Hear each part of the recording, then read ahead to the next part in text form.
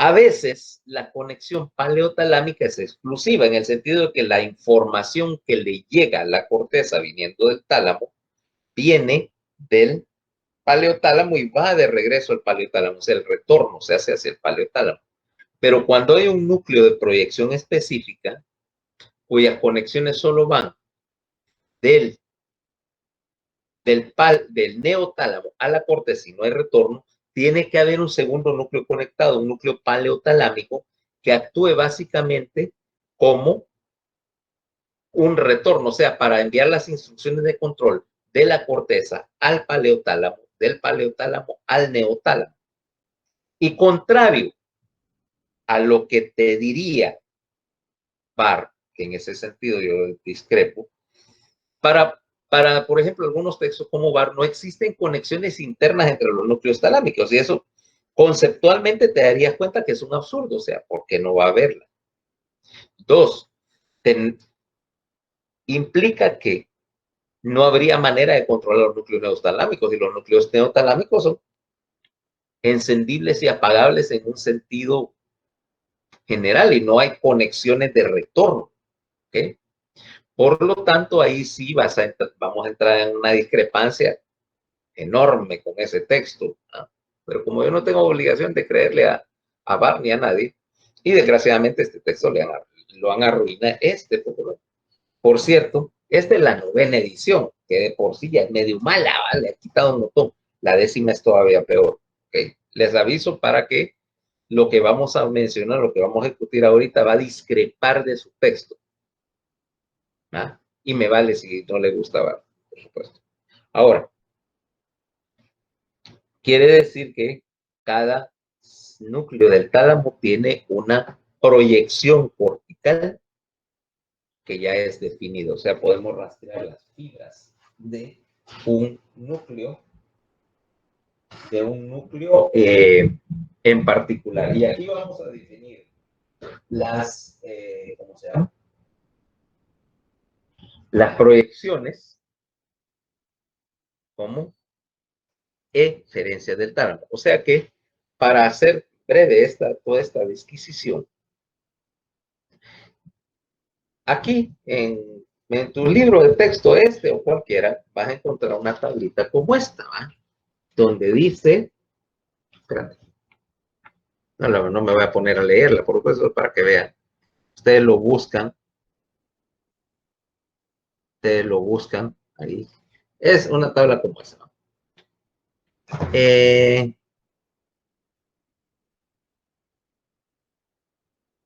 Nada más. Quitar el blur. Ahí. Ok. Y no me voy a poner a leer una tabla en una reunión de Meet, ¿va? Eso es demasiada reganería de mi parte. Lo que queremos es explicarla para que ustedes puedan, si la tienen ahí, me vayan siguiendo. O si no, la pueden ir construyendo. Agarrar una hoja de papel. Y nosotros entonces vamos a ver, porque esta tabla incluso le falta algunas cosas. Yo voy a tener entonces en mi cuadrícula una tabla donde, bueno, tengo los núcleos agrupados por grupos y vamos a dividir los núcleos entonces en 4 grupos.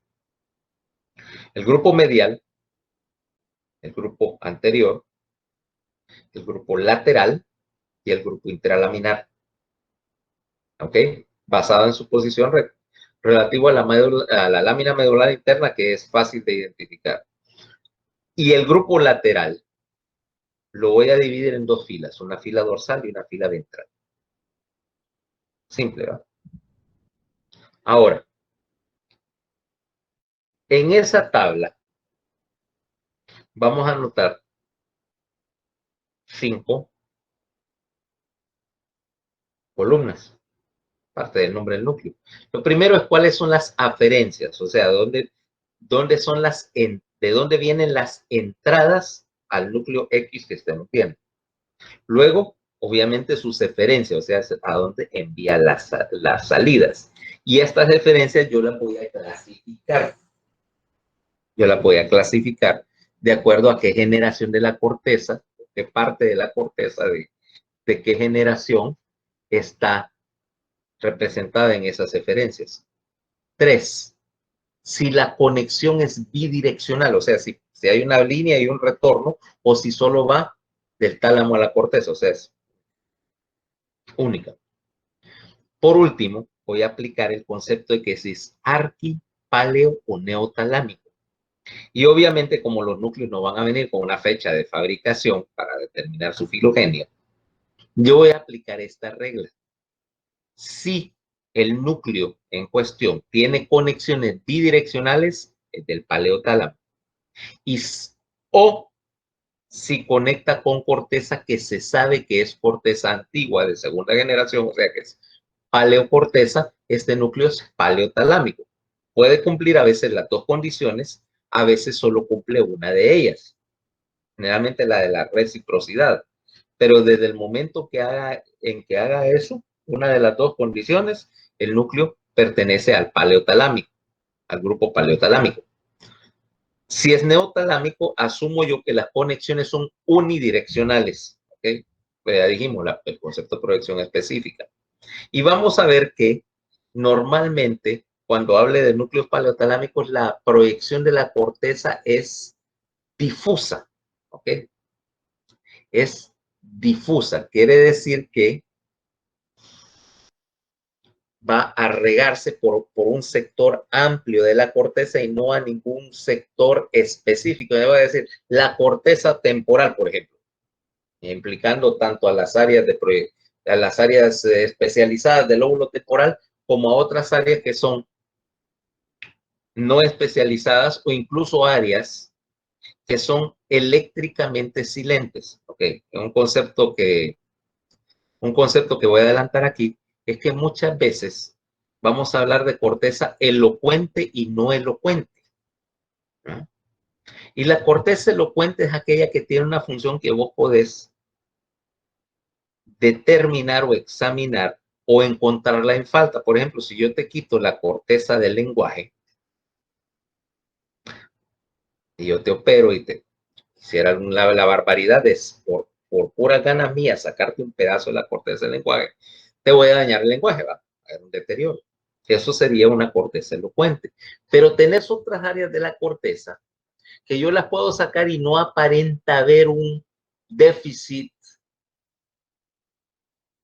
un déficit examinable, pues. No te encuentro falta, te quité un pedazo de corteza y aparentemente no te pasó nada. Y eso dicen corteza no elocuente, ¿verdad? O como decían los textos antiguos dicen, que no tiene función definida o no tiene función atribuida. No tendrá función atribuida o encontrable por examen. No quiere decir que esté ahí de por gusto. ¿Okay? Ni una neurona en la corteza está ahí si no tiene razón de estar. Pero bueno, en general, es decir, corteza no elocuente, o sea, la que tiene funciones que no son encontrables por las pruebas, por el examen físico. Ahora, esas son, como digo, entonces el paleotálamo proyecta hacia corteza elocuente y no elocuente por igual, de forma amplia. Mientras que las conexiones del neotálamo, vamos a encontrar de va a tal corteza de tal giro o de tal posición, incluso vamos a poder aplicar acá la nomenclatura de Brodmann, que vamos a hablar, de la cual vamos a hablar el próximo parcial, que es eso, ¿va? Pero que cada región de la corteza se corresponde con una topografía y esa topografía está basada en un mapa que vamos a llamar el mapa de Brodmann. No es el único mapa de la corteza que hay, es sencillamente el más popular. ¿Okay? Entonces, basado en esos criterios, vamos a hablar de que si el núcleo es neotalámico, paleotalámico, dependiendo en qué forma y a qué parte de la corteza se va. Y por último, definir para qué existe ese núcleo, o sea, cuál es su función o su razón de existir. Ok. Algunas cosas también adicionales. Los núcleos del tálamo en general son excitadores. y sus neuronas producen glutamato. Excepciones va a ser algunas interneuronas dentro de los núcleos, no las proyecciones de ellas, que son inhibidoras y utilizan GABA. Y dos, el núcleo reticular, que produce una mezcla de GABA y acetilcolina. Ese es un núcleo, es una hoja de neuronas colinérgicas, en principio, ¿ok? Y que por lo tanto,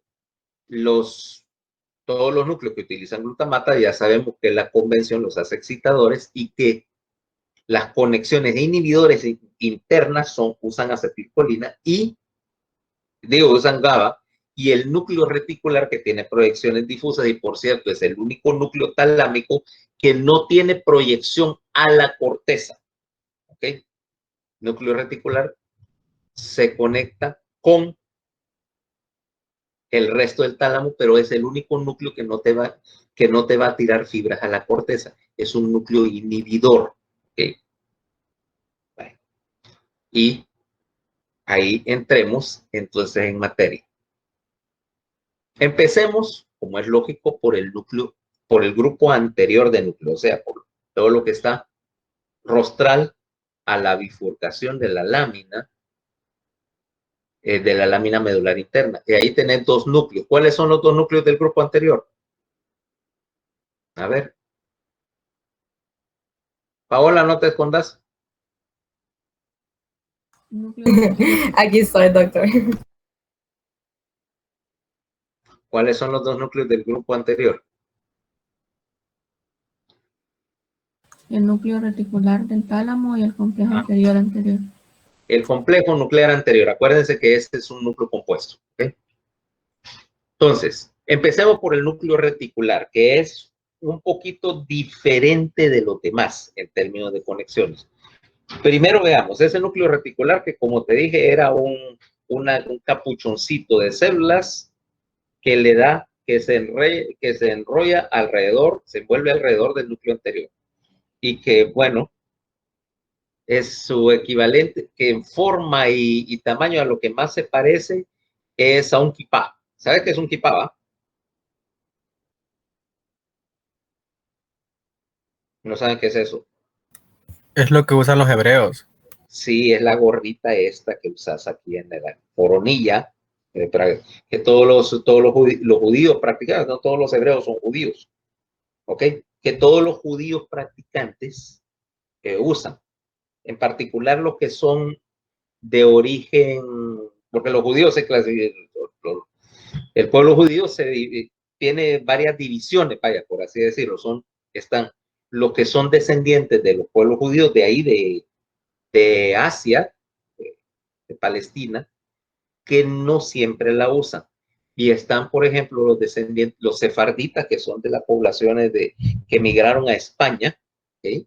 Que aquí hay, que son los que más hay aquí en Honduras, y los que descienden de Europa, de los judíos de Europa del Este, ellos todos usan su kipá. O sea, es parte, se supone que vos no debes salir a la calle sin eso puesto. ¿Okay? Es parte de la... Y por supuesto, no es ni se te va a ocurrir entrar a la sinagoga con la cabeza descubierta, es una falta de respeto. ¿Ok? Dice que parte del respeto para ellos ante Dios es que te andarás la coronilla cubierta, la cabeza cubierta, no, como dice, ahí hay un versículo de ellos que te obliga. Bueno, imagínate, es un capuchoncito así, bastante plano. Pues la misma idea, volviendo al núcleo reticular, es un capuchoncito plano de células que tapa la punta del núcleo anterior. ¿De dónde recibe sus aferencias? Vienen de todas las proyecciones que van entrando al tálamo, para ponerlo así, todas las conexiones que entran al tálamo, o sea, los 4 lemniscos, las fibras tálamo reticulares, los retornos que vienen de la corteza al tálamo, toda fibra que entra al tálamo entra con copia al núcleo reticular. O sea que todas las fibras tálamo corticales, por ejemplo, van con copia al núcleo reticular. Y todos los retornos córtico-talámicos, y a partir de ahora les voy a decir retornos, para hacer más breve el asunto, todos van con copia al núcleo reticular. Todas las aferencias al tálamo, también con copia al núcleo reticular. Todas las entradas de la formación reticular al núcleo reticular. Conste que el núcleo se llama reticular no porque sea parte de la FRT, sino porque la disposición de las neuronas es en forma de una red. ¿Okay? Es en forma de una red. No tiene conexión filogenética con la FRT, para que no vayan a tener ese error conceptual. Okay. Ahora, esas son las aferencias y las eferencias. En la mayoría de las tablas tienen un trabalengua que dice todas las conexiones todos los núcleos que le envían conexión al no sé qué. Se los voy a poner de una manera más simple. El núcleo reticular le envía señales a todos los otros núcleos del tálamo. ¿Okay? Conexiones inhibidoras colinérgicas y algunas GABAérgicas. Como ves, sus conexiones son bien antiguas y bien difusas, pero no van para la corteza, van para el mismo tálamo. Y estas conexiones, por lo tanto, tenés una entrada de todos los núcleos del tálamo para acá y de regreso, quiere decir que la conexión es por necesidad bidireccional. Y este núcleo reticular es un caso interesante, es un núcleo del arquitálamo. Y este núcleo del arquitálamo tiene una función específica que es inhibir la transmisión de señal entre el tálamo y la corteza en forma global. Quiere decir que si yo mando una señal al núcleo reticular, la señal hace retroalimentación negativa al núcleo del tálamo. Por menos, quiere decir que está en un asa de retroalimentación negativa. ¿Qué es lo que va a hacer ese asa de retroalimentación negativa sobre la actividad del tálamo?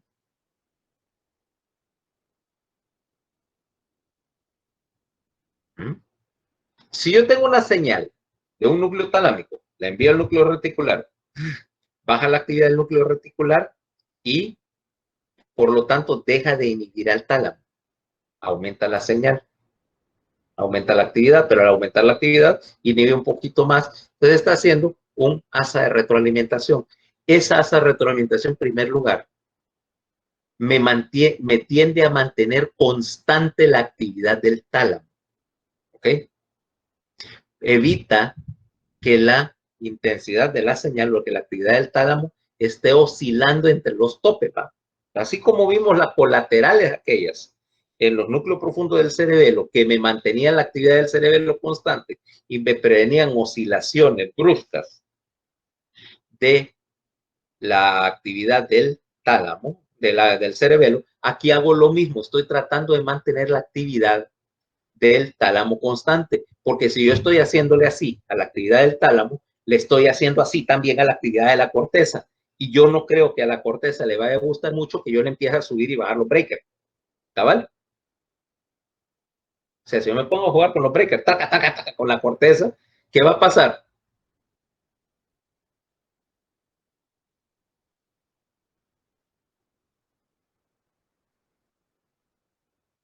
Chelsea se fue, subió. Mario, ¿qué pasa si yo empiezo a jugar con la actividad de la corteza de esa manera?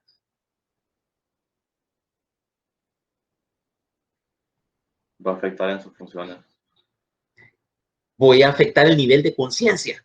Voy a estar, como quien dice, te subo y te bajo los breakers, voy a estar oscilando el nivel de conciencia y peor aún, voy a quemar la corteza. Voy a estar jodiendo con la actividad. Si yo empiezo a jugar con los breakers de la oficina, hacerle taca, taca, taca, voy a quemar todos los aparatos. Bueno, no creas que la corteza es muy diferente. 1 y 2. Yo puedo enviar una señal proveniente de varios lugares. Puede ser de la corteza, pero también puede ser de la formación reticular.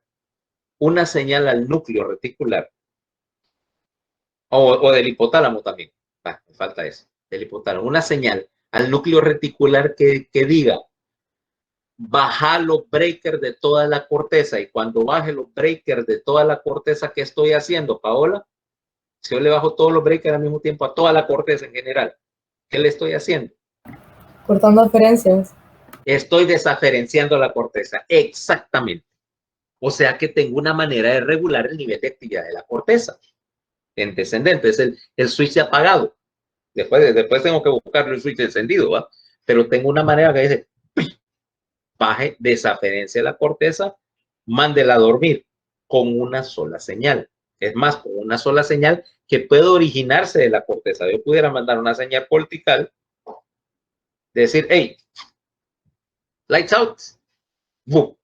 Se fue la corteza. Magnífico. Entonces, función ya definida en términos formales es la modulación inhibidora de la transmisión de señales del tálamo a la corteza en forma global, modulación global del efecto que tenga el tálamo sobre la corteza. Ok, vámonos al otro núcleo. Entonces, si te das cuenta, desde el punto de que estás regulando la actividad de la corteza, eso cae dentro de la definición del arquitálamo, ¿correcto? Me dijimos, la función original de la primera generación de núcleos era encender y apagar. O sea que cae cabalito en mi definición. Ahora vámonos al otro núcleo de ese grupo, que es el grupo anterior. ¿Okay? El grupo anterior de núcleos que reciben señales. En su tabla va a decir del cuerpo mamilar, que es un núcleo hipotalámico. Es cierto, reciben del núcleo mamilar, pero también recibe señal de una región más arriba de la corteza que se llama el área septal, y va a recibir señales de la corteza de la formación del hipocampo en el lóbulo temporal. ¿Okay? Recibe entonces, ¿por qué? Porque ahí vas a tener voy a hacer un diagrama, porque aquí nos encontramos por primera vez con un grupo de fibras que vamos a sacar a bailar un montón de veces. Permitido.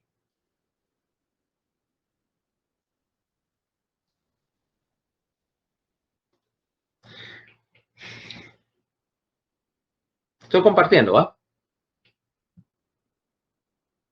Sí, Sí, doctor. doctor. Ok. Aquí está el tálamo. Núcleo anterior del tálamo. Ahora, más acá, voy a poner en rojo un área de la corteza. Esta es la formación del hipocampo. Fácil de distinguir por este límite, este surco que tiene una forma tan característica. Hipocampo. Y su primo, el parahipocampo.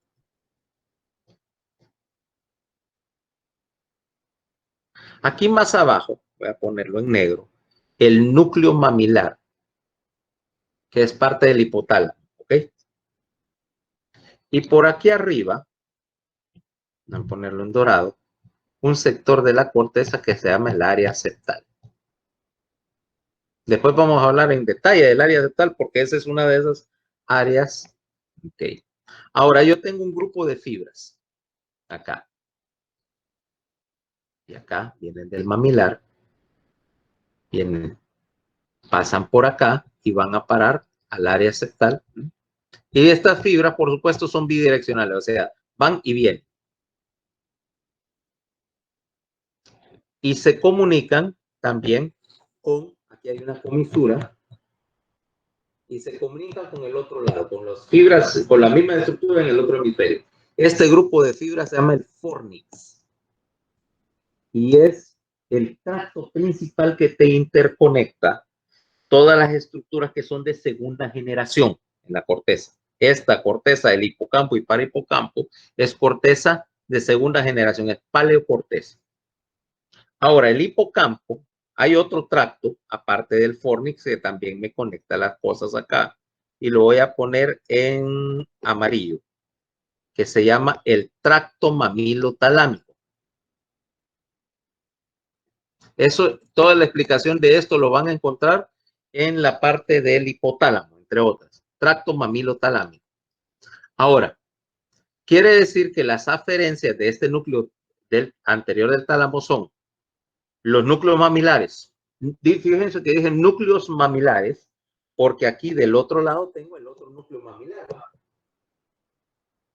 Aquí tengo el otro hipocampo, el del otro lado, que también me están alimentando el fornix. Esto es bidireccional, hay una comisura. O sea que estoy recibiendo conexiones aquí, aferencias entrantes de los núcleos mamilares, es del hipocampo,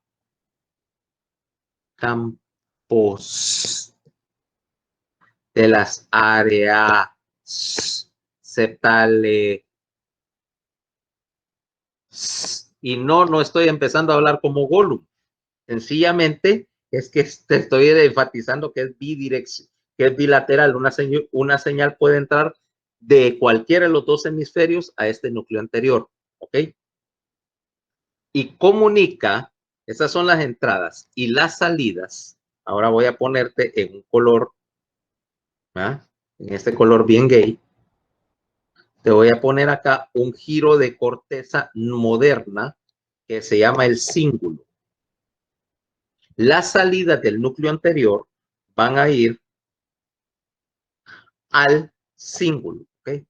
Salida hacia este cíngulo. Ahora, todo este anillo, te voy a dibujar ahora su posición en la cara medial del hemisferio. Permitime.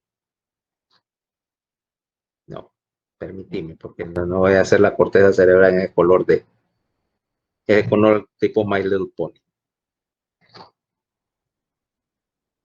Más acá.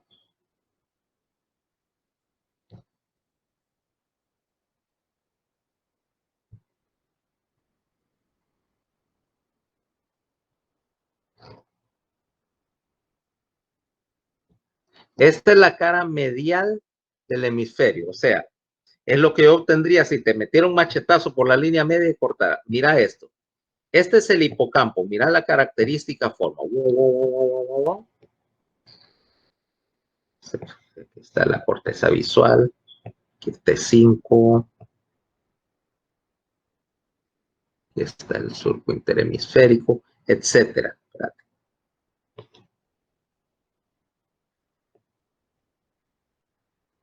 Ahora, el hipocampo está en rojo, mira. Hipocampo. Ahora, el cíngulo en color, en ese color todo fresa, ¿va? Aquí, Rainbow Bright.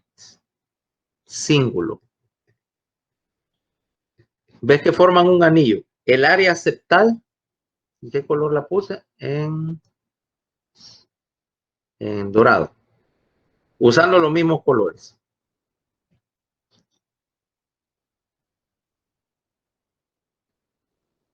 Área septal. ¿Ves que te forman un anillo?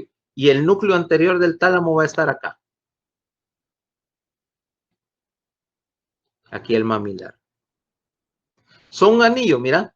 Las salidas del núcleo anterior del tálamo.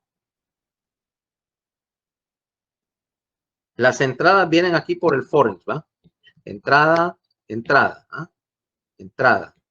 Las salidas van acá al cíngulo, mira. Ahora, y todo esto, por supuesto, que está, como está configurado en anillo, quiere decir que todo esto puede dar la vuelta. Ra, ra, ra. Entonces, entradas,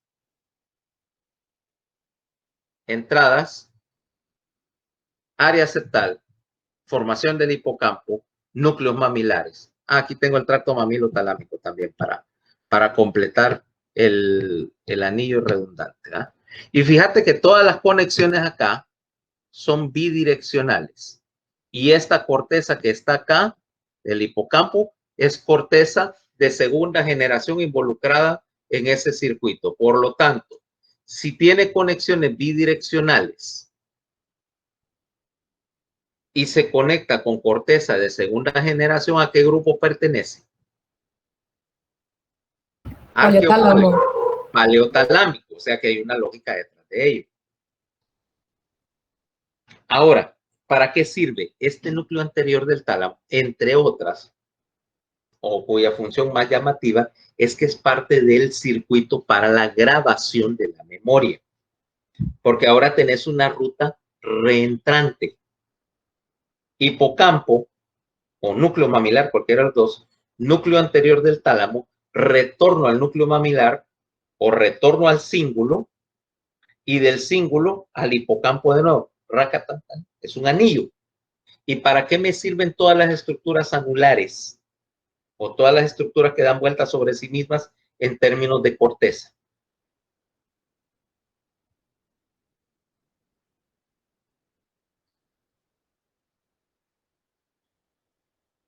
Por lógica, para repetir una señal. Si yo empiezo en cualquier punto de ese anillo, yo voy a dar la vuelta. ¿Ah? Es como si yo diera la vuelta por la circunvalación. ¿Ah? Yo empiezo en la 105 brigada y agarro camino para abajo, para llego al 105 brigada, agarro, paso por la privada, por el teatro, llego a la primera calle, sigo, voy a llegar al McDonald's, bajar por toda la circunvalación hasta la Pepsi, de la Pepsi para abajo y regresar a la 105 brigada. En cualquiera de las dos direcciones que vaya, pues puedo agarrar el otro carril y hacer lo mismo bajando, ¿no?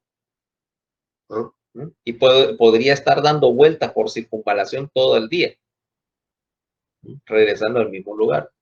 Ahora, eso sería, por lo tanto, una definición de un anillo. ¿Para qué quiero un anillo yo en términos de grabación de la memoria?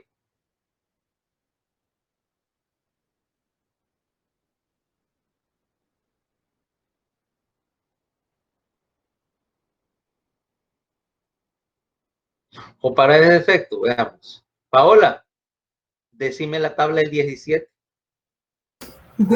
No me la sé, doctor. No te, y te mandaron 11 años ahí al colegio. ¿Para qué?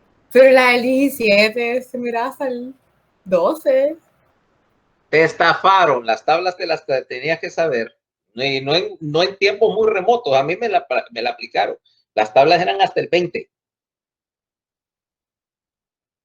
17 por 1, 17, 17 por 2, 34, 17 por 3, 51, 17 por 4, 68, 17 por 5, 85 y así sucesivamente. Que lo que pasa es que ahora que hasta el 12, ¿sí? Porque cada día le van recortando más al programa, ¿va? Pero te das cuenta. Ahora, ¿cómo te vaya? Y la del 7 si te la enseñaron, espero. Sí, eso sí. Ok, ¿cómo te la aprendiste? 7 por 1, 7, 7 por 2, 14, 7 por 3, 21, 7 por 4, 28, así. Por repetición. Por repetición, cada vez que vos repetís algo, estás, como dices, lo estás grabando, y mientras más lo repetís, más lo reforzás, ¿ok?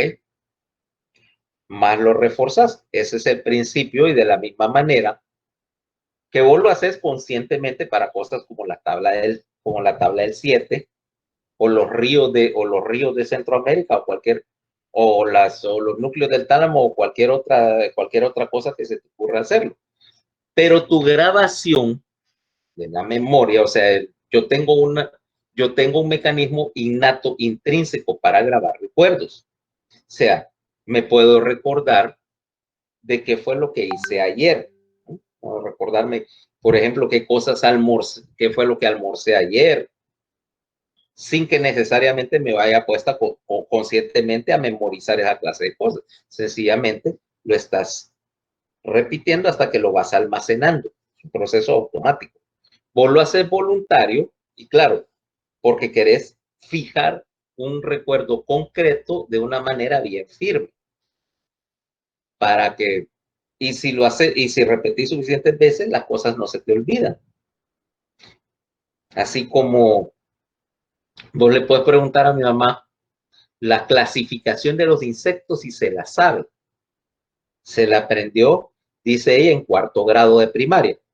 Yo digo que bueno, su trabajo era un poquito más fácil porque, claro, 3 eventos de extinción después y toda la evolución en no sé cuántos millones de años, probablemente hay más clases de insectos ahora que en su tiempo, pero igual en algún momento de la escuela primaria, a saber en qué época antigua, le tocó repetírselos porque no hizo la tarea. Que es una historia para que vea cómo trabaja la repetición. Ella se lo tenía que aprender y aparentemente eso lo enseñaban en 4º grado. Pues ese día no hizo la tarea. Y ella era, por supuesto, la niña bonita, la clásica niña bien portadita, que siempre se sabía la lección, que siempre traía tareas y venían arreglados. O sea, la clase de niña, que cuando yo estaba en la primaria, instantáneamente me hubiera caído mal, ¿va? Porque era la que siempre te ponían de ejemplo. Mira, ¿por qué no puede ser como esa niña vos que siempre andas, que nunca haces tarea, que siempre andas hecho un desastre? Nada más haber sido la que todo el mundo quería matar, ¿va? Entonces, no se hizo la tarea y era precisamente los insectos. Entonces, el castigo en otra época, las escuelas antiguas, era que te ponían en medio del patio, estaba la campana para salir al recreo. Y ahí te paraban en la mañana a leer y a repetir la lección, y a la tarde, al final del día, castigada, te la volvían a preguntar. Si no te la sabías, te reglaseaban y te mandaban con una nota donde tus padres a que te volvieran a reglasear. Y como mi mamá era la niña consentida de la escuela, ya te imaginas que cuando la pusieron ahí bajo la campana en el centro del patio, todos los demás niños, ¡ay! Ese era el desquite. Y mi mamá, por supuesto, armó una gran chilleta mientras leía la clasificación y se la aprendió, pero fue tan traumático el evento que, ¿qué crees que fue una de las primeras cosas que me enseñaron a mí antes de ir al kinder? La clasificación de los insectos. Sí, arquípteros, hemípteros, leópteros, coleópteros, semenópteros, lepidópteros y dípteros. ¿Ah? Todavía se lo puedes preguntar. Y todavía así será. Arquípteros, hemípteros, teópteros, coleópteros, semenópteros, lepidópteros y dípteros. ¿Ah? Porque a saber cuántas veces te imaginas todo el día bajo el sol repitiendo esa tontera. Se te tiene que grabar, o estás mal definitivamente de remate. Entonces, para hacer eso, incluso conscientemente, necesitas involucrar ese circuito núcleo anterior, iniciando la señal, porque vos obviamente que ahí tendrías que tener algún punto donde iniciara la actividad, y ese punto es el núcleo anterior, da una vuelta a la señal y lo difunde al cíngulo, ¿ok? Lo difunde al cíngulo y el cíngulo hace conexiones con la neocorteza. Es otra manera por la cual la neocorteza puede activar el mecanismo de la grabadora. Lesiones del núcleo anterior, lesionas los dos núcleos anteriores, como es bilateral, como está comisurado, vos puedes lesionar un núcleo anterior y no pasa nada, pero sin lesionar los dos, tienes compromiso de la memoria y compromiso de la conciencia, porque también tiene una participación en los mecanismos activadores de la conciencia. ¿Okay? Pero esencialmente ese es un núcleo paleotalámico del circuito de la memoria. Tiene otras funciones, ya vamos a ver que más adelante que también tiene que ver con el procesamiento de la conducta emocional e instintiva, pero eso más adelante ya cuando hayamos visto otro par de cosas más. Ok, entonces ahí tenemos dos núcleos. El segundo grupo que vamos a tratar entonces ahora es el grupo medial y ahí hay dos núcleos. ¿Cuáles son? A ver, Daniel. Núcleos del grupo medial.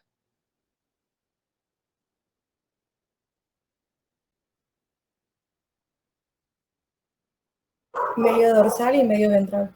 Medio dorsal y medio ventral. ¿Ok?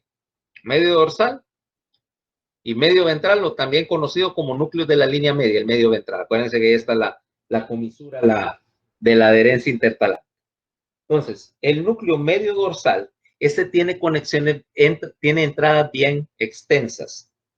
La primera conexión va a ser un área que se llama la corteza entorrinal. Ya te la voy a marcar acá.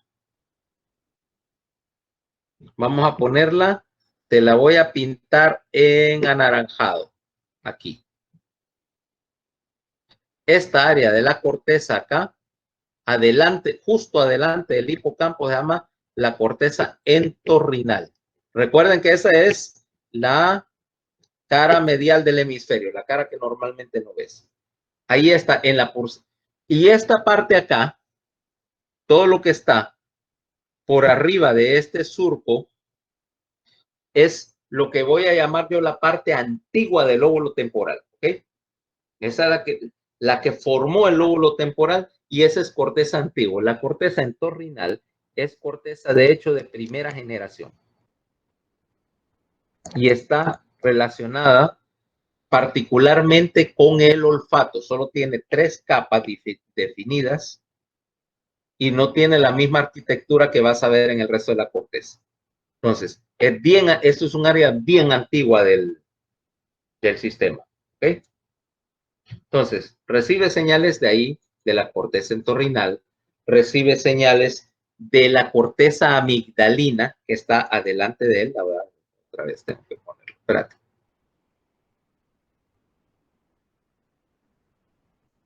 De la corteza amigdalina, ahí en tu, está en azul ahora, esta es la corteza amigdalina.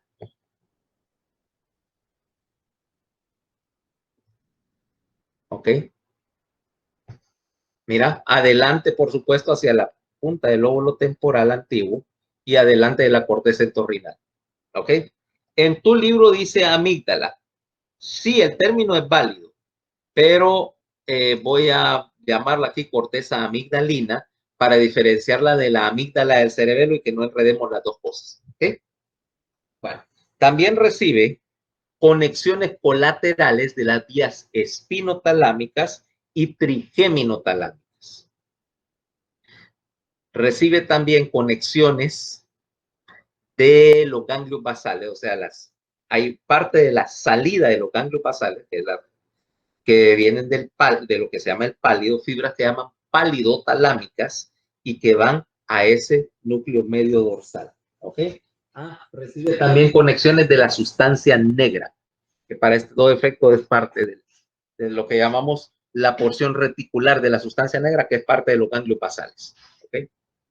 Luego, envía señales a la corteza prefrontal. La corteza prefrontal es todo lo que está aquí adelante, que es tu corteza de pensar. La que desgraciadamente en este país mucha gente se va a la tumba con su corteza todavía con el plástico, que no le quitaron ni la etiqueta, ¿va? Entonces, estás mandando señales de un montón de áreas, fíjate, de la corteza primitiva. ¿Querés decir así como dicen en algunos textos populares o los psicólogos deben decir, tu cerebro reptiliano, creo que le dicen, vaya, la parte más primitiva, más unga unga tu cerebro, ¿va? Es el entorrinal, porque está relacionado con cosas como el olfato y las emociones y las conductas más crudas, más básicas.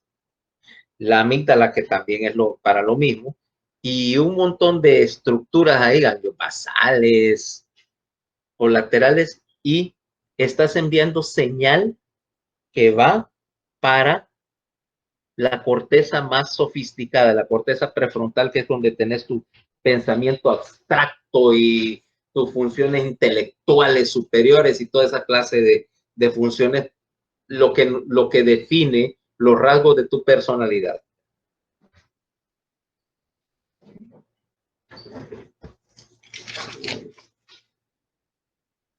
Entonces, si te das cuenta, ya estás involucrando corteza vieja con corteza nueva. Y ya dijimos, corteza como, por ejemplo, la corteza de la amígdala y la corteza entorrinal, calificaría como corteza antigua. Ni siquiera es paleocorteza, es arquicorteza. Y las conexiones aquí son recíprocas. Aquí hay un montón de recíprocos de la corteza prefrontal para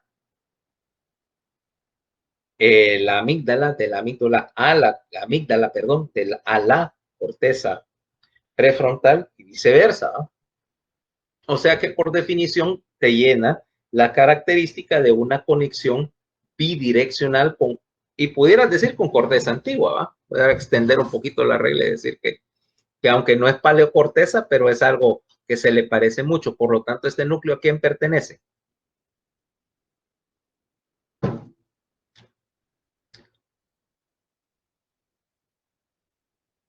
Hello.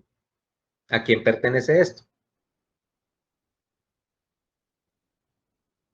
¿Arquitálamo? Paleotálamo. Paleotálamo. ¿Por qué? Porque este no está participando en la activación tiene conexiones arquitalámicas, sí, pero no son tan son difusas, pero no tanto. Este vamos a meterlo en el paleotálamo. ¿Por qué en el paleotálamo? Porque involucra, por ejemplo, a corteza,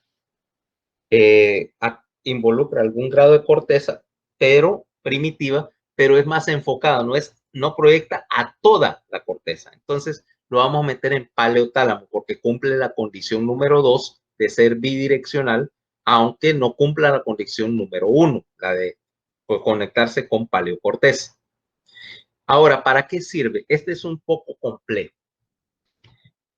El problema es que la tabla que tiene tu texto dice respuestas de comportamiento que implican decisiones basadas en la predicción e incentivos. ¿Y eso qué rayos que quiere decir? Aquí es bien difícil, o sea, prueba de que un libro de texto puede poner una cuestión y no decir nada. Lo que pasa es que este es un punto de interconexión entre la porción más antigua de tu cerebro y la porción más moderna. O sea, tomemos tu caso, por ejemplo, Paola. Tu conducta es la suma o el balance entre dos estímulos que son opuestos. Por ejemplo, tenés tu corteza amigdalina, tu corteza del hipocampo, tu corteza entorrinal, que está orientada hacia la satisfacción de tus necesidades más básicas. ¿Y cuáles son tus necesidades básicas? Alimento. Alimento.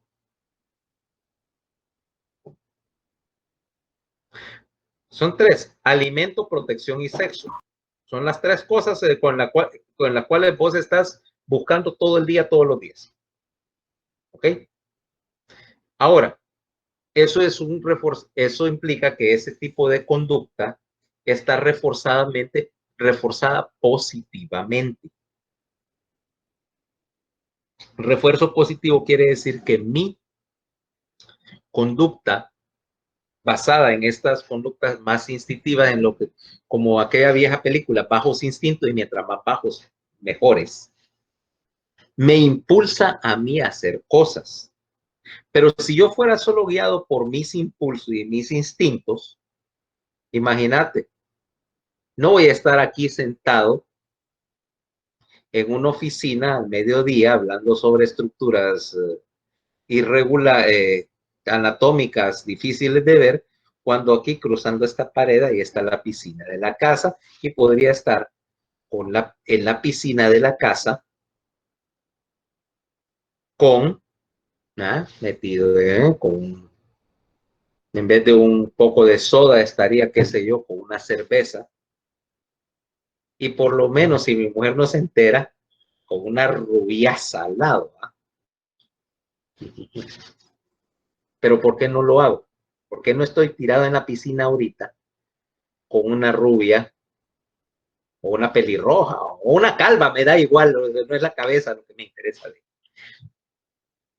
Y estoy aquí sentado hablando con vos de núcleos de este tamaño. Ahí entraría la segunda parte de predicción, porque ya sabe qué va a pasar si hace eso. No me va a pasar gran cosa. Tal vez si mi mujer me encuentra con una rubia ahí, por eso prefiero las calvas, no dejan pelo suelto ahí, de decir, mira, un pelo de una rubia. Es calva. No, es más, y mira que tiene la cabeza calva, es la mía. No estás viendo doble, estás viendo el reflejo.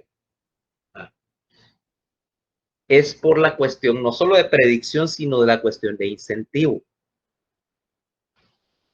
Yo estoy peleando esa conducta instintiva, o para ese efecto, según tu conducta instintiva, según tu lóbulo temporal, o como dicen los psicólogos, tu cerebro reptiliano, ¿qué estarías haciendo ahorita?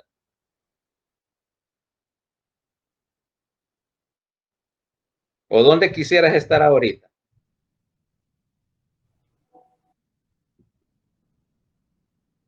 Ahorita, la verdad, almorzando, doctor, porque tengo hambre. Y ahí está. Y te estás aguantando hambre porque tenés una influencia contrapuesta que es tu corteza prefrontal, que es inhibidora.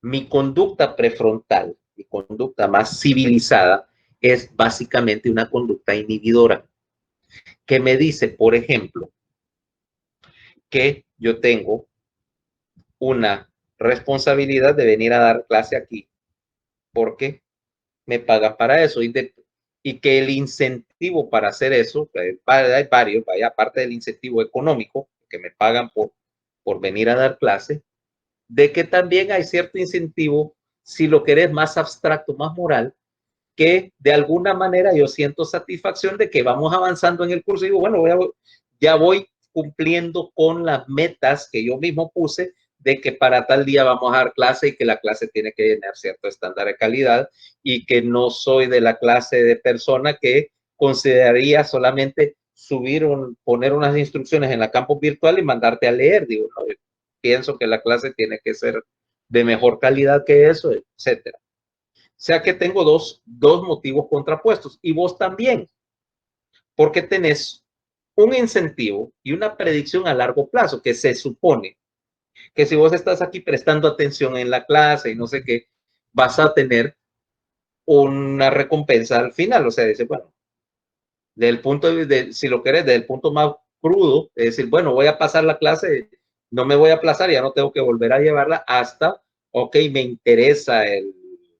interesa la materia o me interesa lo que estamos hablando y quiero salir sabiendo algo de neuroanatomía, vaya, o, o obtener la explicación a cosas que me pican la curiosidad, vaya, para ponerlo así, versus quisieras estar y lo pudieras llevar más allá, no solo comiendo, es decir, estar comiendo y estar tal vez en una piscinita, en la playa, con, no sé, con una hamburguesa al lado y un refresco, una cerveza, lo que quisiera. Y agravado por el incentivo que hoy es jueves y de no ser por este jueves, hubieras dicho, es puente, mira, es puente, no voy a clase de neuroanatomía, entonces tengo miércoles, jueves, viernes, sábado, domingo. Fin, prácticamente una semana de 2 días. Pero en algún momento yo tengo que balancear esas dos cosas para regular mi conducta. Y mi conducta, y eso lo vamos a enfatizar muchas veces, es una serie de compromisos. Vaya, vos tenés clase, qué sé yo, a las 7 de la mañana y te empezás por el primer compromiso. ¿Me conecto o no me conecto? O sea, me levanto a las 7 o antes de las 7 para estar a tiempo de la conexión. O no, y después le pido, mejor me quedo dormida y después le pido la copia a alguien. Entonces tenés tanto un reforzador positivo, es decir, me quedo durmiendo y no hago nada y después obtengo la copia, versus un reforzador negativo que puede ser, pero fíjate que ahí toman asistencia, o porque ahí la participación en la clase cuenta más que el material que están colgando en la página y tengo que ir a ver cómo participar en la discusión. Dos cosas contrapuestas. Tu reforzamiento de seguir a tu corteza entorrinal que te dice quédate dormida, etcétera, versus la otra. Y como eso, fíjate, es lo primero que hiciste en la mañana. De ahí un montón de cosas. Decisiones, por ejemplo, que voy a almorzar. Y digo, no, me voy a almorzar. Me voy a almorzar una caja de donas y un 6-pack de cerveza Dove, vaya, six-pack de Dove y me voy tirado en el sofá mientras estoy viendo televisión, al estilo de Homero Simpson. Eso pudiera ser mi almuerzo. Pero no, tal vez escojo algo más convencional porque digo, no puedo mantenerme en una dieta de donas y cerveza. ¿Ok? O ir al buffet del buffet, cualquiera, el del Hilton, ¿vale? Y en vez de servirme comida, decir, voy a almorzar como niño de 4 años y voy a atacar la mesa de los postres, ¿va? Exclusivamente. Y sí lo he hecho. ¿Okay? No siempre actúo como adulto ni me gusta. Pero el balance de los dos implica que yo tengo dos influencias contrapuestas de dos áreas diferentes de la corteza, ahora sí. Y yo tengo que balancear, yo tengo que conectar, interconectar una con la otra y que una y otra se balanceen, y para eso necesito un punto de encuentro. Y el punto de encuentro es el núcleo medio dorsal. Estoy juntando dos señales diferentes y las estoy coordinando.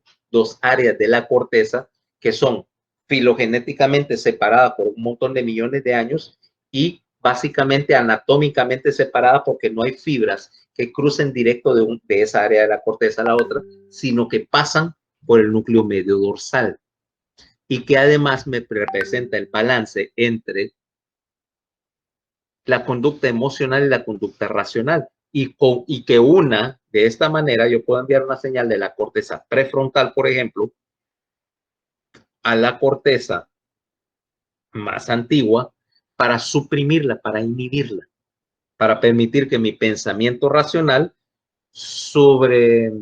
sobrepase en jerarquía a mi conducta emocional, si no, mi actitud andaría cambiando de minuto a minuto. Bueno, ahora vámonos con el otro.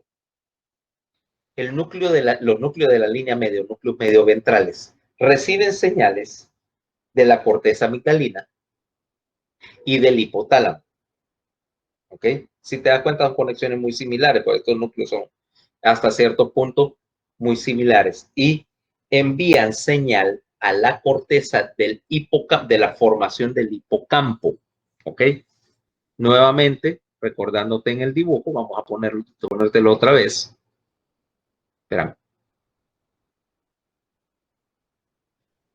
En la parte antigua del lóbulo temporal, la relación, mira,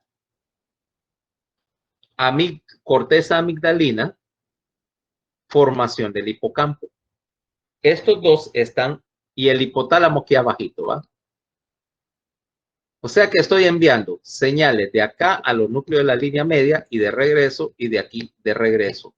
Toda esta parte, amígdala, corteza amigdalina, corteza entorrinal, corteza del área septal, por cierto, corteza del hipocampo, todo esto es el sector para el procesamiento emocional. Y entonces este es el punto de conexión, los núcleos de la línea media son el punto de conexión entre dos cosas. Primero, la conducta emocional y el hipotálamo, que es el centro de control visceral para las respuestas viscerales. Las respuestas autonómicas a un estímulo de corte emocional. Vaya, tomemos el caso. Vaya, agarro a alguien, por ejemplo, y Paola, ¿qué por ejemplo si dijeran ahorita, te llaman y vos habías comprado un boleto de esos de la loto, y resulta que tu boleto se ganó 5 millones de lempiras? ¿Vos considerarías que eso es un estímulo emocional, ¿verdad? Fuerte? Sí. ¿Tendrías alguna respuesta visceral?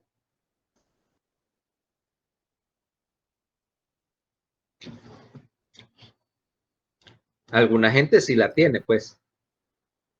No sabría decirle, doctor, la verdad. Bueno, claro, es un caso hipotético, pero vos sabes que si alguien le dice, te acabas de ganar 5 millones de pesos, hay gente que hasta se desmaya de la emoción, ¿vale? Una respuesta visceral, vasomotora, generada, por supuesto, por el hipotálamo, ¿no?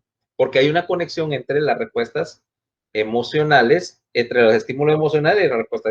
Hay gente que se desmaya, otra gente se pone pálida, incluso pudiera considerar, yo he visto gente que con un estímulo emocional, incluso que ese es favorable, pero es tan violenta, pues el cambio, que tal vez le da por vomitar, ¿va? El susto, se le revuelve el estómago de la emoción, ¿ah? O cualquier otra cosa, ¿va? O para ese efecto, yo creo que yo no serás la única, todos ustedes ya están familiares con las respuestas emocionales que puede tener, por ejemplo, el visceral que puede tener el estrés. Y te digo, por ejemplo, mira, vamos a hacer una cosa, voy a adelantar el examen de la otra semana, lo voy a adelantar, es mañana. Alguna gente eso le va a provocar de toda clase de efectos digestivos, ¿va? ¿Eh? Le hace aflojamiento agudo del empaque, correcto, que es una respuesta visceral, no tiene nada que ver si te das cuenta.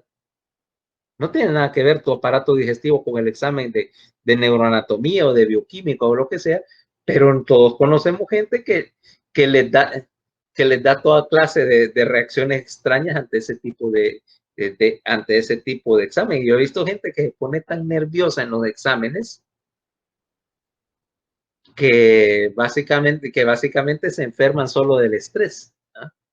Pero para eso quiere decir que tenés que tener otra vez un punto de interconexión y aquí es donde están los núcleos los núcleos de la línea media. Y la conexión trabaja al revés también. En particular, con un caso en particular, la respuesta emocional al estímulo nociceptivo. Te lo voy a poner de esta manera.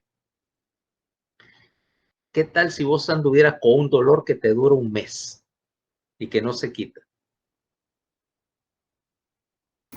Bueno, sí, un mes y no he ido al doctor, no sé, algo preocupante. No, o sea, fuiste al médico y tenés alguna cuestión que te causa dolor crónico. Vaya, por ejemplo, y yo lo veo con bastante frecuencia, ¿verdad? No sé, viene un paciente, tuvo una lesión, vaya, por ejemplo, lo iban a operar de un disco, de hernia discal, lo operaron y durante la cirugía lesionaron la raíz nerviosa, ¿okay? Por retracción, o la agarraron cuando estaban haciendo la laminectomía, la engancharon y la jalaron, tal vez no la arrancaron, pero la lesionaron. O después de la cirugía le sangró, les hizo fibrosis, le atrapó la raíz y este paciente tiene un síndrome de dolor crónico. Obviamente que vaya, un síndrome de dolor crónico y le voy a poner un analgésico, pero aquello lleva no un mes, ya pueden llevar meses, años con dolor que no se quita. ¿Qué crees que va a pasar? Aparte del hecho de que tiene dolor. Me afectaría así como las emociones, andaría como cabizbaja siempre, no me gustaría hacer algo que me gusta hacer, etcétera. O irritable, te enojas por cualquier cosa,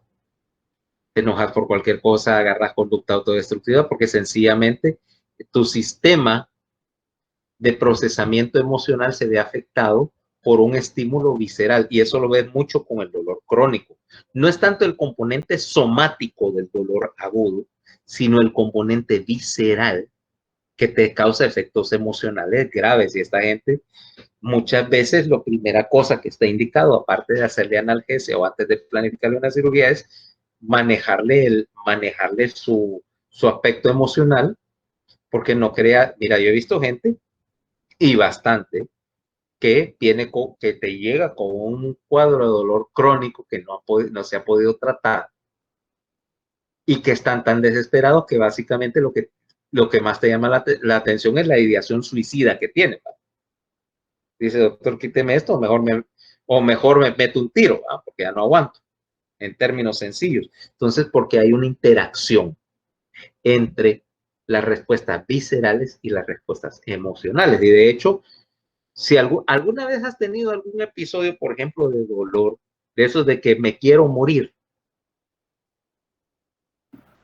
Así que me quiero morir, no, la verdad. O como quien dice, no, por favor, poneme fuera de mi miseria, ¿va? ¿Nunca has tenido un dengue bien plantado, chikungunya o No, tampoco me he quebrado y no he tenido como que una enfermedad así grave. un cólico uterino de esos que no querés ni moverte ni respirar? La verdad es que yo nunca me siento mal, o sea, cuando me viene la regla. Perfecto, perfecto, pero sí, hay gente que tiene eso. Si el dolor es de corta duración, generalmente no llega a reforzar. Te digo, yo más que han dado con dolor así sostenido, dolores de cabeza muy prolongados, sí. Yo pues no te voy a decir que nunca haya tenido un episodio de dolor crónico. Sí. Puede que algo me duela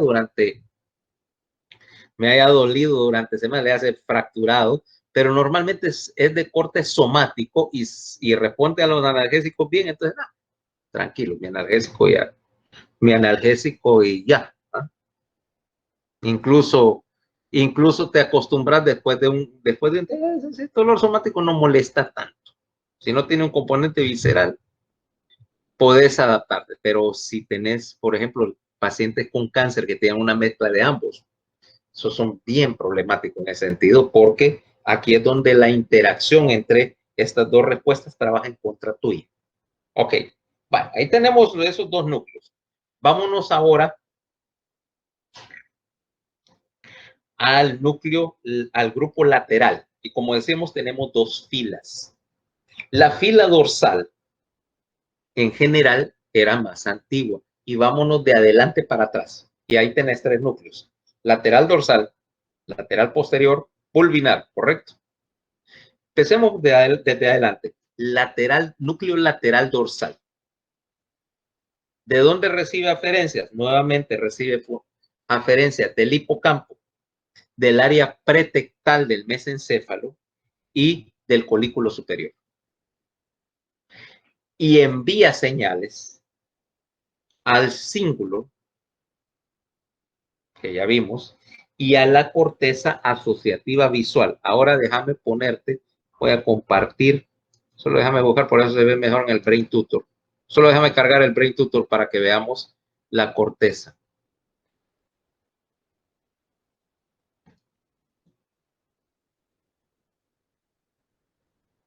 Shift. Ahí. Permitidme, solo la voy a poner en el mapa. La corteza asociativa visual. Keep selected. 18, 19, 37, 22, puse 19,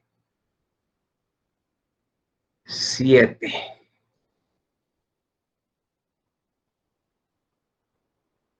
5, 21, 22 no va, 20 no, 22. Ok.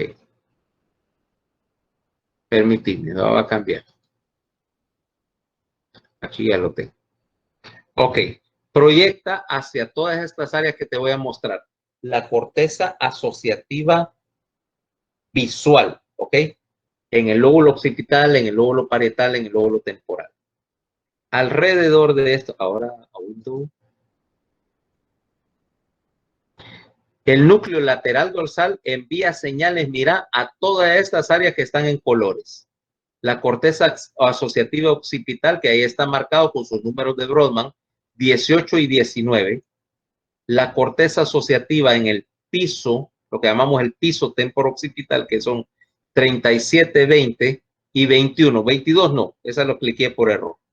37, 20, 21. Y en el lóbulo parietal, que son las áreas 7 y 5.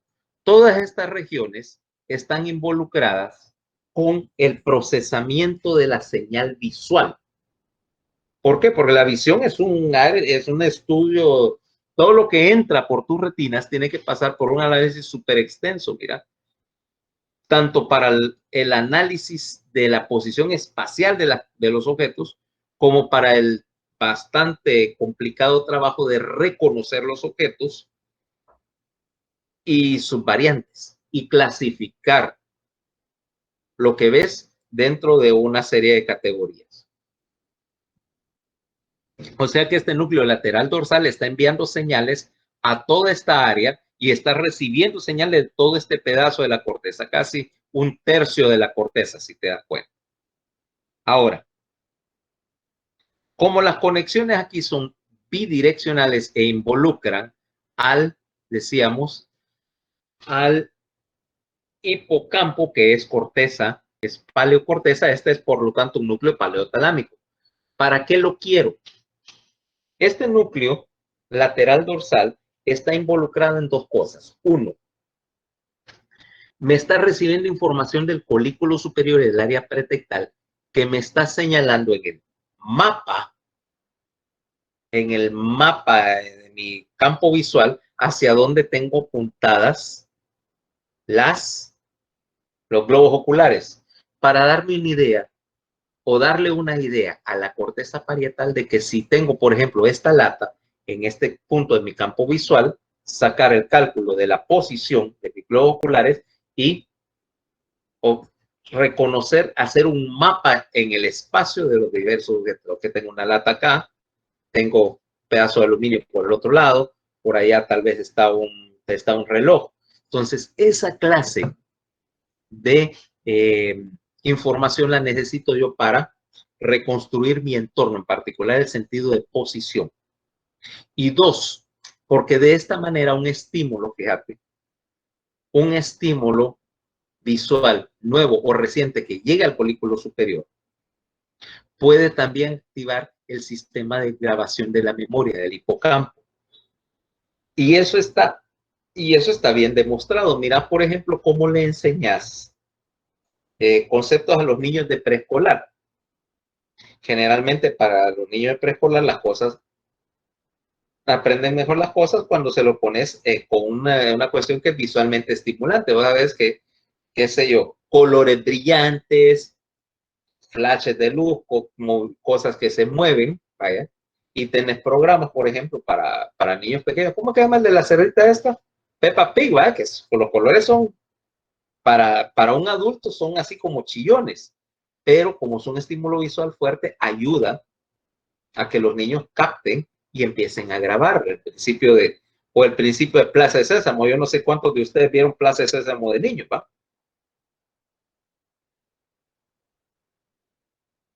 Yo lo vi. Bueno, Yo lo vi. ¿lo viste? Bueno, y te das cuenta que ellos utilizan cosas así como visualmente bien impactantes, números brillantes, colores, monstruos, de hecho, para llamar la atención, porque estás utilizando el núcleo lateral dorsal bajo el principio. Apareció algo grande, brillante, en movimiento en mi campo visual, activa el sistema de memoria y empieza a grabar. Esto es algo interesante. Grábalo, grábalo, grábalo. Y al mismo tiempo está en tal posición en mi campo visual y, ok, tal objeto está aquí, acá, allá, y empezás a activar el sistema que procesa mis relaciones espaciales de los objetos. ¿Okay? Que de hecho tenés palabras para las relaciones espaciales. Adelante, atrás, arriba, abajo, cerca, lejos, que también te lo enseñaban también lo enseñaba Plaza Sésamo. Archibaldo era el de esa canción. Alrededor, alrededor, alrededor, alrededor, arriba, abajo, a través, cerca, lejos. Un monstruo azul para que se le quedara a los niños, precisamente porque tenía una conexión entre un sector ¿cómo se llama? El área pretectal, que no es de pensar, es un núcleo, y dos áreas de corteza que son separadas, de hecho, en evolución y concepto. Okay. Vámonos al otro. El núcleo lateral posterior se parece mucho. Lo único que este solo recibe aferencias del colículo superior y envía señales a la misma corteza de asociación. ¿Ok? Dicho sea de paso, antes de saltarme eso, me faltaba una cosa con el núcleo lateral dorsal. Le envía señales al cíngulo, que es parte del circuito de la memoria. Un estímulo visual brillante te inicia la grabación, que señaliza al cíngulo, empieza a grabar. Y si te das cuenta, hay cosas que son visualmente estimulantes, no es fácil que se te olviden, ¿va? No sé, si yo veo algo que, no sé, explotó algo ahí, vi la explosión, eso difícilmente se me va a olvidar y voy a grabar todos los detalles. La gente, si vos le preguntaras después a los testigos de algo así como una explosión, te pueden dar detalles porque capta su atención, versus algo que está ahí y si no se está moviendo, la gente no le presta atención, no lo graba, no se acuerda de él después. Ahora, vámonos al lateral posterior. Este recibe señales otra vez del folículo superior sobre la posición y presencia de objetos. No te puede decir qué son, pero sí te puede decir que hay algo ahí y si se está moviendo. Y le envía señal a la corteza de asociación visual, que es la misma que ya habíamos visto, para recordártela. Toda esta que está aquí, ¿va? Lóbulo parietal, lóbulo occipital, piso del lóbulo temporal, piso temporo-occipital. Para todo efecto, esta diferenciación entre temporal y occipital como lóbulo aquí no cuenta porque esta es una sola barra de tejido. O sea que vamos a llamarlo a partir de ahora el piso temporo-occipital. ¿Y ahí para qué? Pues básicamente es una extensión del caso anterior. Aquí tenés la interpretación de los estímulos visuales. El punto donde estás enviando información, le estás señalizando a la corteza de asociación que ahí hay algo que debe analizar, informándole la presencia de algo con que tiene que trabajar. Es parte del mecanismo mediante el cual vos reconoces objetos nuevos y analizas un estímulo visual porque es nuevo, porque es relevante. ¿Okay? Vámonos por último al pulvinar, al tercer núcleo de la fila, y casi toda esta fila te vas a dar cuenta que está dedicada al procesamiento visual. La mitad del tálamo, acá esta mitad del tálamo, está relacionada con el procesamiento visual en el sentido de que es un sistema para la detección. ¿Ok? Fíjate que no estamos hablando todavía del análisis o de la transmisión de información visual, porque eso lo veremos más adelante en otro grupo de núcleo. Sencillamente estás bajo la idea de que yo tengo dos sistemas visuales incorporados en uno solo. El primero es lo que yo llamaría la visión nivel unga unga, vaya, nivel dinosaurio, nivel rana, nivel pez. Que vos ves básicamente un mecanismo de detección donde yo estoy buscando movimiento y presencia. ¿Okay? Hay un objeto llamativo, colorido a veces, que se está moviendo en mi campo visual de izquierda a derecha. No estoy percibiendo detalles, solo estoy percibiendo que hay algo y uno o varios objetos, su posición y movimiento me está orientando sobre la presencia de las cosas a mi alrededor. Pero tengo otro sistema visual más adelante que se va a encargar de evaluar detalle. ¿Okay? Evaluar detalle, de permitirme diferenciar entre objetos, pero eso vendrá después. Ahorita estamos con el sector un poco más crudo de la visión, donde estás utilizando la visión como un sistema detector, nada más. Y el tercer núcleo todavía está perteneciendo a esto, es un núcleo paleotalámico también, el pulvinar. El pulvinar me está recibiendo señales del área pretectal, de la corteza, de toda la corteza visual, de la corteza asociativa visual, importante, de los núcleos geniculados medial y lateral, que están, acordate que esos descansan sobre la superficie del pulvinar, están adheridos al pulvinar y tienen muchas conexiones del núcleo, de los núcleos geniculados al pulvinar y de regreso. Y vos me vas a decir que entonces, porque ahí en tu libro te dice retina, pero no hay una conexión directa. La conexión es indirecta con la intermediación del núcleo geniculado. Entonces yo estoy recibiendo señales de los núcleos que procesan y filtran información visual, de los núcleos que filtran información auditiva, del área pretectal y de la corteza visual. Ahora yo puedo tomar esto, procesarlo y enviarle señal a a 3 sitios. A la corteza parietal, que me procesa el componente de posición de la visión, porque si yo veo esta lata enfrente mío, vos podés contestar 2 preguntas. En primer lugar, si esto sale en tu campo visual y vos me podés decir 2 cosas acerca de ella. La primera es, ¿qué es esto? ¿Qué es esto? Una lata de refresco. Específicamente, De Link Soda. el Link Soda. Ok, ese es el primer componente. El componente que ahí contestaste una pregunta es, ¿qué es? Ok. Ese proceso del qué es, la identificación de objetos, lo vas a procesar con el piso temporooccipital.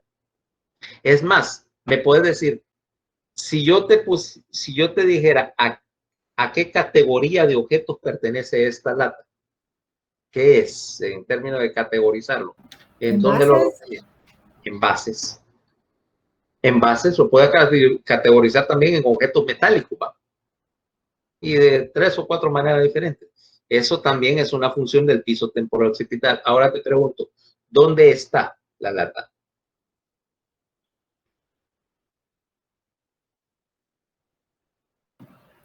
Pues la tiene arriba de usted. Arriba de mí. Adelante o atrás de mí. Adelante. Okay. O sea que tenés, fíjate que, basado en la imagen, tenés una idea de la relación de los objetos. Voy a quitar el blur del... Espérame, efectos visuales, ¿dónde está? Quitar esto de los efectos visuales de la cosa. Y que ves, por ejemplo, que yo estoy en una posición determinada dentro de la habitación. Dice, es obvio que yo estoy delante de ese escritorio que está ahí en el fondo, ¿va? Y que detrás en el escritorio en orden hay, qué sé yo, una lámpara, unas cajas, una repisa ahí con unas gavetitas, etcétera.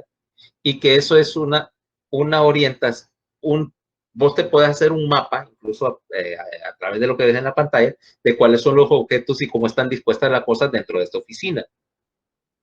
Eso lo responde la corteza del lóbulo parietal, la que maneja la pregunta, ¿dónde? ¿Ok? ¿Dónde está tal cosa? Eso es lo que estás calculando aquí con el pulvinar.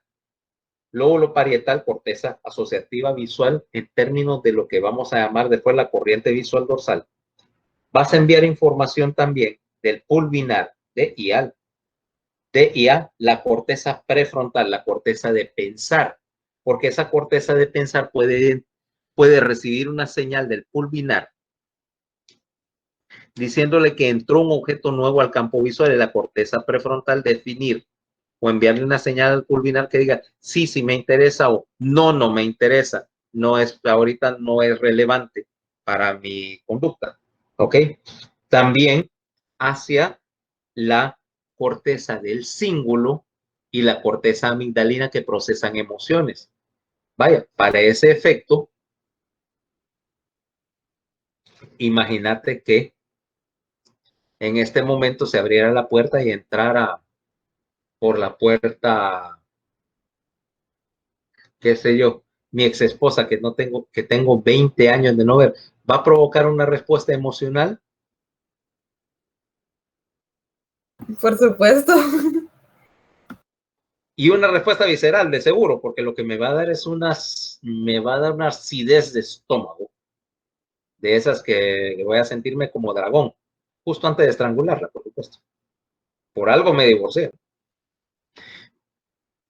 Entonces, hay una respuesta emocional, una respuesta del cíngulo, de la amígdala, que tiene que ver primero con la recuperación de un recuerdo de la memoria para identificar quién es. Y de paso identificar todas las trastadas que me hizo. ¿Ok? Quiere decir que aquí es donde pongo la conexión entre dos series de dos cosas que son bien disímiles desde el punto de vista de su evolución y de su filogenia. Uno es la visión, como identificador de objetos esta vez. Y otra es las respuestas emocionales, que son muy anteriores a cualquier cosa que fuera visión útil como detalle, ¿va? Entonces, y vos sabés que los estímulos visuales son una de las mejores formas de provocarte una respuesta emocional, ¿va? Ves algo que te llama la atención, o por ejemplo, hagamos caso y cuenta que a vos, por ejemplo, te agrada, qué sé yo, el color, pongamos, el color amarillo claro. Y de repente entras a una habitación y toda la habitación está decorada así en tonos de amarillo. Y no sé, te provoca una respuesta emocional, no dice qué bonito, ¿ah? Mientras que yo, por ejemplo, que tal vez detesto ese color, digo, no pudieron pintarlo de otro color. ¿Mm? Esa clase de interconexión entre las respuestas emocionales y las respuestas visuales es trabajo el pulvinar, coordinar todas estas áreas. Entonces, involucra, en primer lugar, esa clase de estímulos o de interacción, pero además tiene una conexión con el núcleo geniculado medial que procesa la audición. Ahora mira, el núcleo geniculado medial me está dando información de cuál es la dirección del objeto. Y junto con la corteza asociativa visual y el núcleo geniculado lateral, que me dan la información de la posición de los objetos que veo. Ahora yo puedo sincronizar dos cosas. Puedo determinar, por ejemplo, que ese objeto que está en esa posición también está generando un sonido que viene de la misma dirección. Por lo tanto, puedo hacer la asociación necesaria, de decir, ese sonido que está ahí coincide con ese objeto que veo ahí. Por lo tanto, los objetos que se ven así producen ese sonido, ¿correcto? O yo vengo, por ejemplo, ahorita y escuchar, qué sé yo, en algún lugar así hacia arriba, y yo espero mirar y ando buscando y lo que espero ver es un helicóptero, ¿va? El sonido, taca, taca, taca, taca. No esperaría encontrar un pájaro, ¿va? Yo sé que los pájaros no suenan así, pero yo puedo hacer esa asociación porque puedo determinar la posición en el espacio de un sonido y la posición en el espacio de un estímulo visual y ver si pueden coincidir para poder hacer la integración entre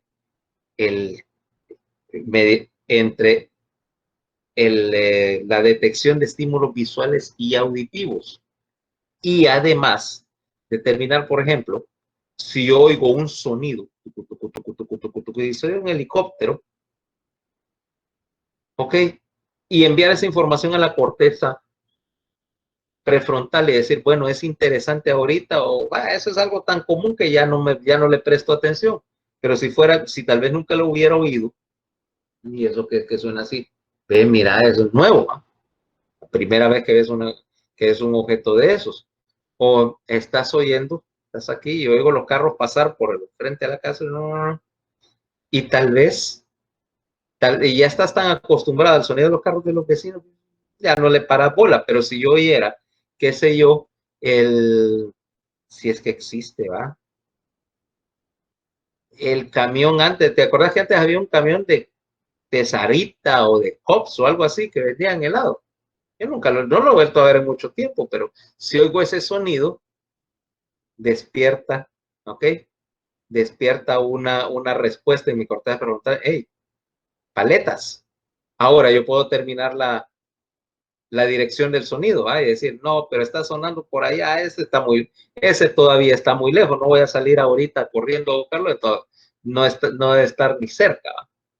Esa clase de cosas implica una integración bien compleja, ¿va? De funciones. Y ese es el trabajo del pulvinar, integrar toda esta clase de funciones. O sea que ya viste que el procesamiento sensorial, en particular visual, le dedicaste una fila entera.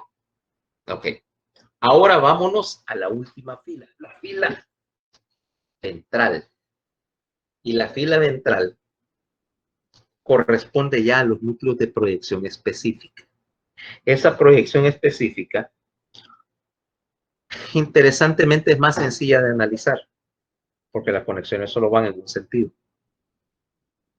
Lo que pasa es que aquí tenemos una tendencia a simplificar, en la cual dos núcleos que reciben señales de dos entradas diferentes se fusionan para hacer uno solo. Y cuando dos entradas separadas a dos núcleos se fusionan, eso me permite integrarlo porque puedo sumar, comparar o integrar dos señales. Y eso es importante cuando estás manejando dos entradas diferentes a un mismo sistema porque las puedo sincronizar. ¿Ok? O puedo hacer que la actividad de una,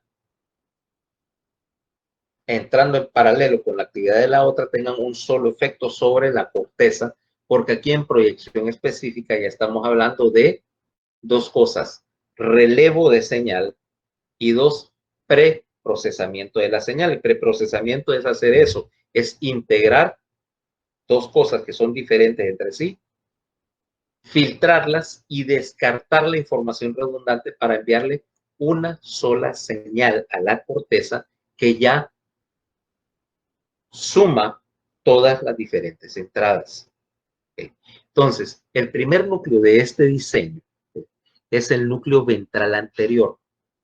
Recibe señal de los ganglios basales, específicamente de lo que llamamos el pálido. Para adelantar, porque eso es el tema del lunes, obviamente. En los ganglios basales, el pálido es el componente de salida. Y aquí tenemos otra vez donde tenemos flujo de señal bien definido. Las señales entran a los ganglios basales por un componente llamado el cuerpo estriado, que procesa y tiene efecto sobre el pálido. Y el pálido tiene efecto, te envía sus proyecciones al tálamo, al neotálamo para ser específicos. Y del neotálamo pues van a la corteza. O sea que ahora tengo otro circuito cerrado de la corteza, señales al estriado, y del tálamo también, señales al estriado. Del, ¿cómo se llama? Del estriado al pálido, del pálido de retorno al tálamo y del tálamo a la corteza para completar el anillo y podemos volverle a dar la vuelta. Ya veremos que eso también tiene que ver con el aprendizaje y la regulación de la actividad de la corteza. Más adelante. ¿Verdad? Ahora, empecemos por ahí. Núcleo ventral anterior recibe señales del pálido y le envía señales a la corteza motora y premotora. Vamos otra vez a nuestro Brain Tutor. Vamos a borrar acá. Y vamos a ver las áreas motora y premotora. Corteza motora, BA4. Y ahora la corteza premotora, o sea, la que gobierna el área 4. Son BA6 y BA8. Eso que te acabo de poner ahí es el sector motor del hemisferio. Mira, toda esta porción está, BA4 es para la ejecución de los movimientos, 6 y 8 es para planificación y control de la actividad motora. Ahora, el núcleo ventroanterior está enviando señal a todo este circuito que controla el movimiento. ¿Cuál es la idea? Si te das cuenta, esto es neotálamo, o sea, no hay un retorno córtico, no hay un retorno córtico palidal. El retorno, las señales son córtico estriadas. Por lo tanto, la proyección córtico estriadas, estriado palidales, pálido talámicas y de ahí tálamo corticales, o sea, está en un anillo. Quiere decir que la señal que viene del núcleo ventral anterior solo va de ida a la corteza. Y proyectan, ya viste, en vez de irse a corteza de asociación, está yéndose solo a la corteza motora. Por lo tanto, esto es la definición de un núcleo neotalámico. Un núcleo que envía una señal específica a un área específica de la corteza. ¿Y para qué me sirve esto? Este es parte del sistema para la planificación y aprendizaje de la actividad motora. ¿Cómo aprender los movimientos ahora? Vaya, pongamos ahora, Paola. Suponete que te ponían en la primaria y te ponían en el ballet, vaya. Te ponen en el ballet. ¿Cómo aprendías el baile? Imitando a los demás.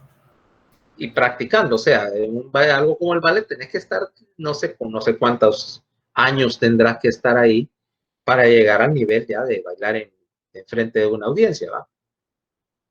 Acordate que yo sería la última persona en la tierra que pudiera saber de ballet. ¿Ah?